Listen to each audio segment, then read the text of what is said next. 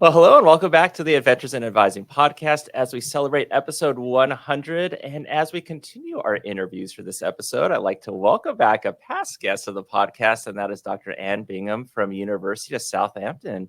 Last time Ann was on the podcast was way back at episode 22, titled Listening, Leadership, and Best Practice. Ann is co-hosting this episode and we'll be interviewing our next guest. But before we get to that, Ann, November of 2020 was when episode 22 came out. How have you been? Wow, where did that time go? 2020, it just feels like, I guess Adventures in Advising was in its early days, wasn't it? It was, yes. And I remember that so well because we were obviously in lockdown. Mm-hmm. I was sitting in my kitchen trying to find a blank piece of wall so that it didn't distract anybody. And of course, we had Colin with us that time, so it was really, really good. Since then, things have been amazingly busy. We've got involved in all sorts of new projects. I'm still working very closely with you, Kat, and doing all that kind of work. And of course, that's how I met Josie. So, yeah, we're really, really excited to be doing this one today. Awesome. Well, I'm excited for you to be here, and I'm excited to be listening to this interview. So I'm happy that you're back, happy that you're joining us for episode 100. Thank you so much for guest hosting, and I'll turn it over to you. Thank you very much, Matt. Josie, welcome. Thank you. Thank you, Anne, and thank you for the opportunity to share my story. I am so excited about your story, Josie. This is something the whole world needs to know about. I think since we met about maybe 3-4 years ago, and it's just been such an exciting time.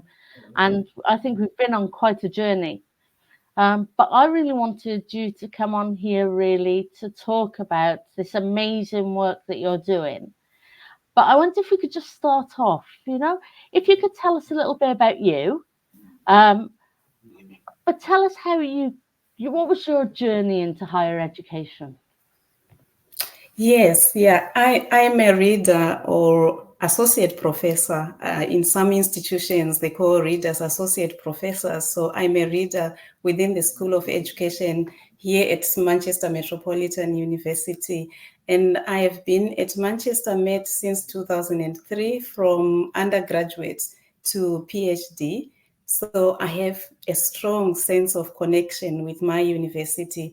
I am also an academic co-chair of the Race Staff Network at Manchester Met and a chair of the UCAT Equity and Inclusion SIG and the UK Black Awarding Gap Network, where I advance co-creation as a humanizing and epistemically liberating pedagogy that facilitates relational agency, inclusivity, justice, and reconceptualizing the ontological and epistemic foundations that informs our praxis.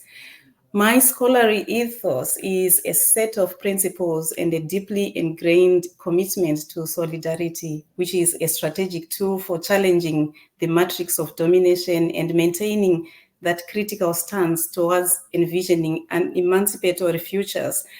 This, for me, is a commitment to collective action and my contribution to the broader discourse of social justice and societal change.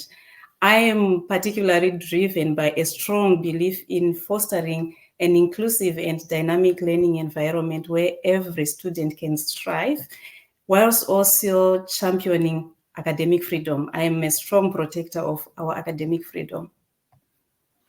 That's amazing. It's absolutely amazing that you do so much and you have such a passion for this, Josie. And that passion comes through, I think, in every conversation we've ever had. And, I'm just so proud to be able to work with you. Tell us a little bit about that project. I know you're working on this big project across the UK institutions. Tell us about that. Yes, thank you so much. I think we've had this conversation previously, and I'm quite pleased you're asking this because this is a really important project I'm passionate about. I am currently working on a cross-institution research project as the principal investigator and collaborating with colleagues on the potential role of personal tutoring to contribute to narrowing the awarding gap for Black and Asian students. And I will refer to these students as racially minoritized students. I intentionally use minoritized to acknowledge the active processes that are involved in differential allocation of power and domination, and also recognizing the ways in which these groups of students tend to be pushed to the margins in higher education and in society as well. I do not know if this gap exists at all for racially minoritized students in other parts of the world, particularly in higher education, but in the UK, despite racially minoritized students entering higher education with similar entry qualifications to their white counterparts, they are more likely to leave university with a lower degree classification. This discrepancy has various names as we know it within the literature. It is sometimes called ethnicity awarding gap and sometimes racial equity gap. But what we know is that this gap persists, and despite gaining considerable attention from policymakers and scholars, it has implications for students entering graduate level jobs or progressing to postgraduate courses. So we felt the need to do research in this area because there's a need for us to think about comprehensive strategies that can transcend the conventional approaches and boundaries to achieve systemic change. So far, what has been happening in higher education in terms of conversations about the awarding gap, efforts have been to narrow the awarding gap for racially minoritized students, but predominantly just focusing on decolonizing the curriculum. That has been the dominant feature, which is vital. And my work also contributed a lot in that respect. But it is also crucial to recognize the role of personal tutoring as a pivotal and often an underestimated role in addressing the awarding gap. So personal tutoring plays a significant role, which is a so regular and continuing contact between the student and institutional staff. It can also provide students with a joined-up experience, as we know, and that also enables them to navigate an ever-changing academic landscape, especially on a global stage. We are now in a globalized stage, which makes it more important. So our cross-institution research project considers personal tutoring to be a potential catalyst for racial equity and an antidote to the racial awarding gap. We were also thinking about how personal tutoring can be effective in narrowing, not closing. I'm not sure if we are yet there to talk about closing, but it's about narrowing the awarding gap. Effective personal tutoring will need to encompass cultural humility, relational equity, radical openness, and a pedagogy of listening to students' diverse knowledges, histories, and aspirations. There is so much to unpack there, Josie. I mean, you make it sound,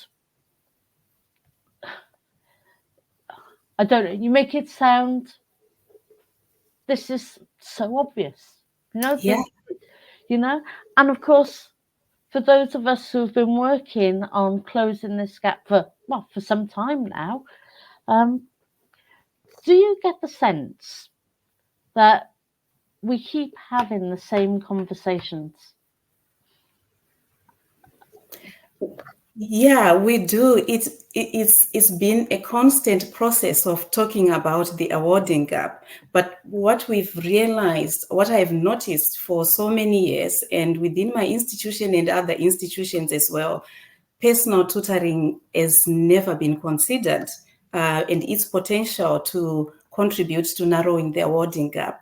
Most of what we've been talking about is what can we do in order to decolonize the curriculum? And this is important. But if we think about the pivotal role of personal tutoring, there's something there that we can do in order to make use of the personal tutoring role to narrow the awarding gap. It's music to my ears. As you know, here I'm responsible for coordinating the personal tutor training. And there was nothing about this in the training until we started talking and, think, right, okay, we're not getting this right yet. Yes. Yeah. And it's not for the lack of goodwill, is it?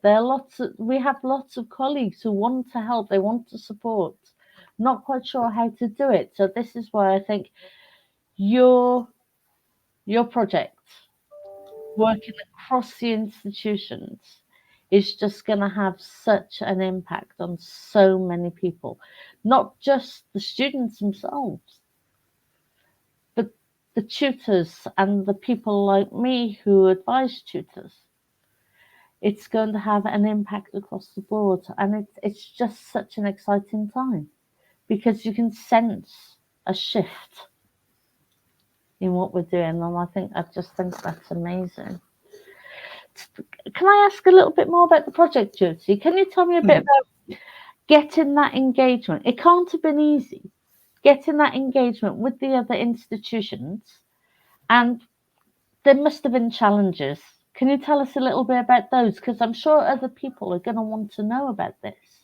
Oh yes, it's not something that is easy to work across institutions and to try to look at an aspect that has been overlooked for so many years, and an aspect that we are all grappling with in higher education. So I worked with a colleague from the University of Swansea, Alison Braddock, and Andrew Rawson, who is the CEO of Action on Access UK, to share a call for expression of interest to colleagues in various UK higher education institutions. We shared this through various professional networks, and our efforts paid off. I was quite pleased, and we were quite excited. We received an overwhelming response. 56 colleagues from 23 UK institutions expressed their interest in participating in this cross-institution awarding gap. So the awarding gap for Black and Asian students is such a pressing concern in higher education, and it wasn't a surprise that we had so many colleagues interested within these institutions. I must also mention that this is not the only awarding gap that we are grappling with in higher education. If we scrutinize our data carefully, there could be several. We have students who are first in their families to study at degree level in higher education. We've got care experienced students, estranged, and students from vocational backgrounds. That is why, although we are focusing on racially minoritized students as part of this project, we also acknowledge the existence of other awarding gaps, and intersectionality is also important to consider as part of this. And that's what we've been focusing on. By focusing on the role of personal tutoring, we tapped into a very critical area that many institutions are keen to explore and to also address. So working on this, each institution operates within their unique context, and with also varying resources, policies, and research ethics, expectations, and student demographics as well. So aligning our research to accommodate these differences was while maintaining a cohesive and project that is also challenging and important. We also thought about this because whatever we aim to do has got to be context specific. That is why it is important. Whilst we are talking about something that is happening across higher education institutions, but it's also important to realize that institutions are different. My university is a post-92 institution. It's not a Russell Group institution. It's not research intensive. We focus more on learning and teaching. So that context is also important and is similar to all the other higher education institutions participating in this project. So despite all the challenges that we encounter as part of our project, I want to also say that our project is both impactful and inclusive in that respect. The commitment and collaborative efforts that have enriched this project and bringing together diverse perspectives and also expertise from the team within the core investigators, it also helped bring those diverse ideas into conversation in order for us to think about strategic ways in which we can bring change in higher education and also enhance our personal tutoring practice. So in this engagement, it has not only advanced our understanding so far of the role of personal tutoring in addressing awarding gaps. We published a journal article in the British Educational Research Journal, which also helped us understand the current issues in higher education, which also helped us have that broader understanding of personal tutoring in different institutions, because it looks different in each and every institution. It has also fostered a community of practice committed to equity in higher education, and I would like to honor my colleagues and co-investigators in this important and truly collaborative project. That is incredible. I'm not surprised that you've got so much buy-in, but I mean, for our colleagues in the US who are listening to them, when we talk about personal tutoring, you may know it as academic advising, and so it's a different process, but at the end of the day, we're all responsible for trying to give our students the best possible opportunities to succeed. And I think Josie, this is why what you're doing is absolutely amazing. Go, please. Sorry, I wanted to say it's important because although colleagues in the US may know this as academic advising, some institutions in the UK do not even recognize personal tutoring. They use academic advising. That's something we learned as part of this cross-institution project. Whilst in my institution, we call them personal tutors. In other institutions in the UK, and mostly in Russell Group institutions, they call them academic advisors, not personal tutors. That's quite interesting. It is, and I'm currently working in a Russell Group university, and we have personal academic tutors. So, it's the personal tutoring, and, it's about putting the academic into academic tutoring. It's interesting because I think also in the UK you have a lot of institutions have now got separate hubs for students to go to if they have pastoral problems.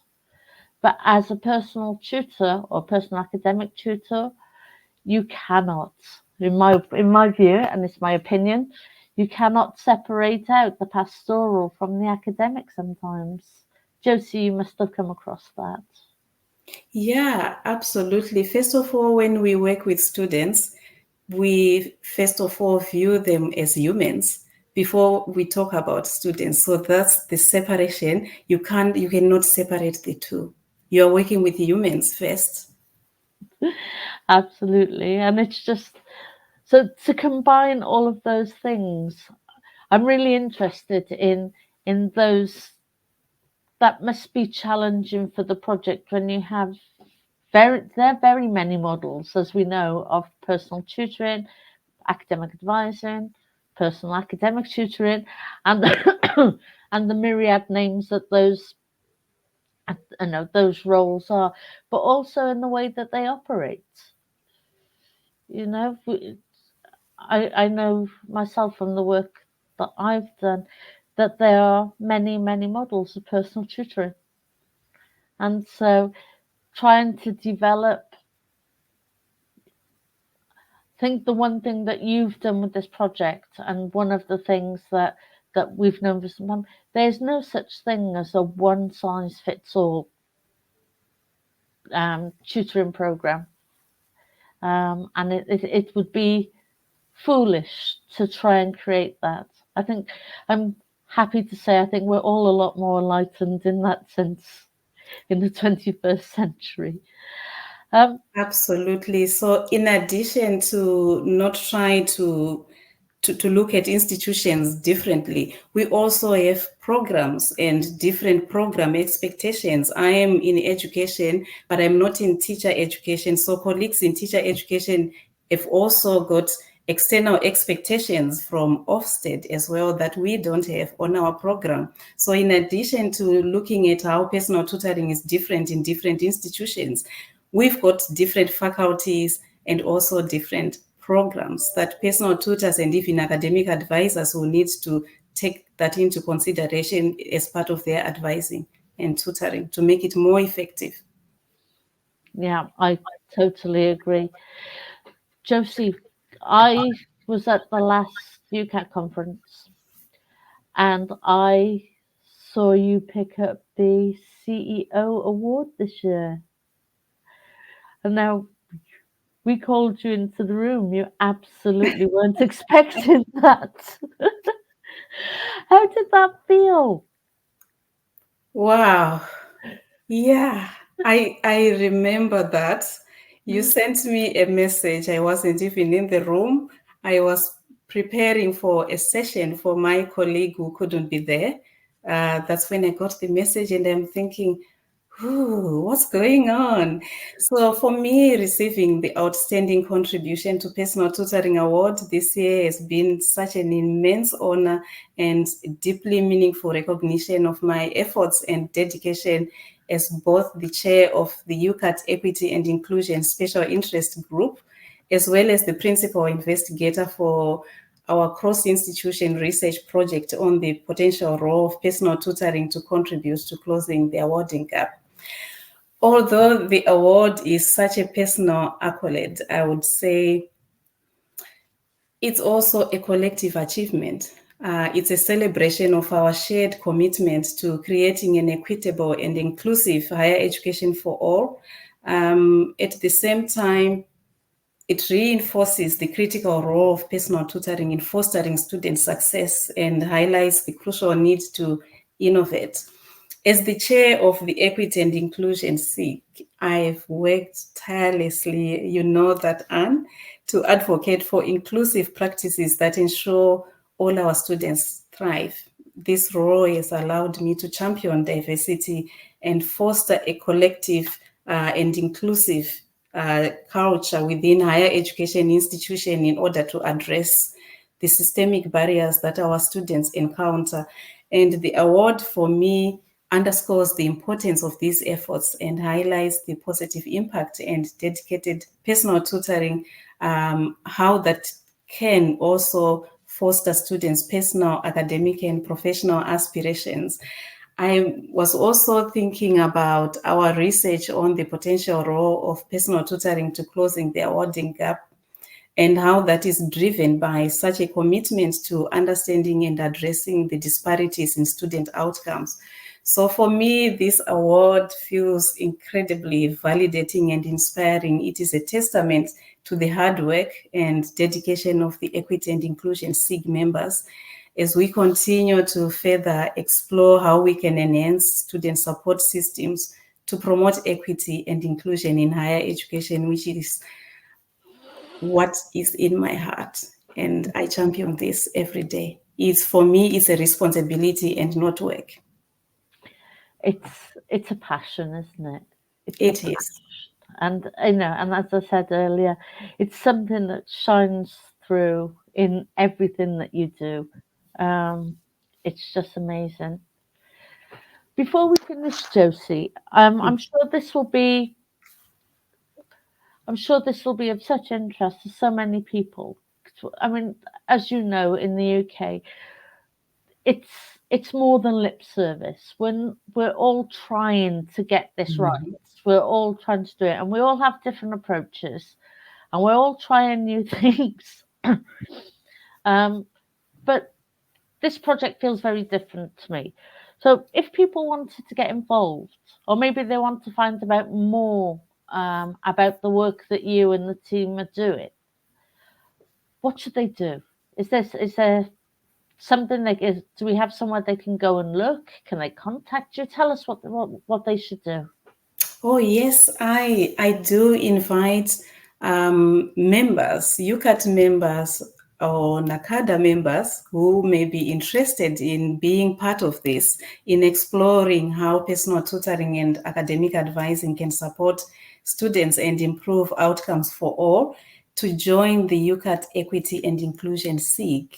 This is where all this work is happening, and it's on the UCAT website. There's a link on the UCAT website for colleagues to click and register to become members of the UCAT Equity and Inclusion SIG, or to also email me for any questions or any suggestions. And my email is j.gabi, Gabi, at mmu.ac.uk. So on the UCAT website, there is also information about what the Equity and Inclusion SIG is.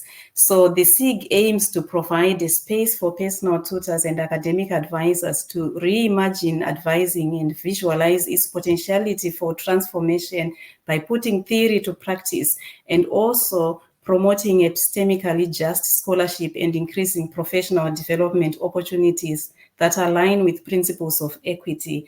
We also, as a SIG, acknowledge that we inhabit an inequitable world, and that effective advising and tutoring will also depend on empowerment and praxis principles, which respect and engage students' varied perspectives and backgrounds.